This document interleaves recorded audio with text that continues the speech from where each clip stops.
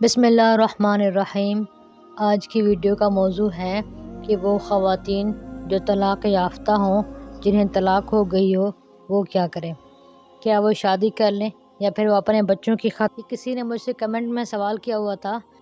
میری ایک ویڈیو ہے جو کہ بیوہ عورت کی فضیلت پر میں نے بنائی تھی، تو انہوں نے سوال کیا ہوا تھا، بیوہ عورت جو شادی نہ کرے اس کے لیے تو فضیلت ہے، وہ عورت جس کو طلاق ہو جائے اس کے لیے کیا فضیلت ہے؟ تو آئیں، سب سے پہلے اول اولا تو یہی ہے کہ عورت کو دوسری شادی کر لینی چاہیے۔ جتنی فضیلتیں احادیث میں وارد ہوئی ہیں وہ دوسری شادی کے بارے میں زیادہ ہیں بنسبت اس کے کہ انسان کہے کہ بس اب میں نے نہیں کرنی۔ لیکن اگر وہ عورت ایسی حالت میں ہے کہ وہ کہتی ہے میں دوسری شادی کروں گی تو میرے بچوں کا نقصان ہوگا، میرے بچے برباد ہو جائیں گے، آگے والے میرے بچوں کو رکھنے کے لیے تیار نہیں ہیں، تو مجبور ہو کر وہ اپنے بچوں کے مستقبل کی خاطر، اپنے بچوں کے بہتری کے لیے دوسری شادی نہیں کرتی۔ بیوہ کے بارے میں تو حدیث میں نے بیان کی ہے۔ رہی بات طلاق یافتہ کی، تو جتنی زیادہ فضیلتیں دوسری شادی کے بارے میں ہیں، حدیثیں وارد ہوئی ہیں، اتنی نہ کرنے کے بارے میں نہیں ہے۔ میرے نبی صلی اللہ علیہ وسلم کا فرمان ہے، النکاح من سنتی من راغب عن سنتی فلیس منی۔ نکاح میری سنت ہے اور جو میری سنت سے اعراض کرے گا وہ ہم میں سے نہیں ہے۔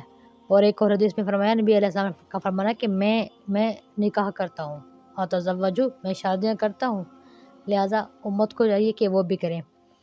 ہمارے معاشرے میں طلاق یافتہ عورت کو غلط نگاہ سے دیکھا جاتا ہے، معاذ اللہ پتہ نہیں کیسی تھی کہ طلاق لے کے بیٹھی ہے، بری عورت تو نہیں تھی، سارے الزام عورت پہ لگا دیتے ہیں۔ یہ مرد حضرات کی خامیاں ہیں کہ وہ سب الزام عورت پہ لگا دیتے ہیں اور کسی متعلقہ سے شادی کرنے کے لیے تیار بھی نہیں ہوتے، حالانکہ متعلقہ عورت سے شادی کرنا زیادہ اجر کا باعث۔ نبی کریم صلی اللہ علیہ وسلم کو دیکھا جائے، میرے آقا صلی اللہ علیہ وسلم جو سارے جہانوں کے سردار تھے، وہ حضرت خدیجہ رضی اللہ تعالیٰ عنہ سے شادی کر رہے ہیں، جو کہ حضرت خدیجہ کی تیسری شادی ہے اور میرے آقا صلی اللہ علیہ وسلم کی پہلی شادی ہے۔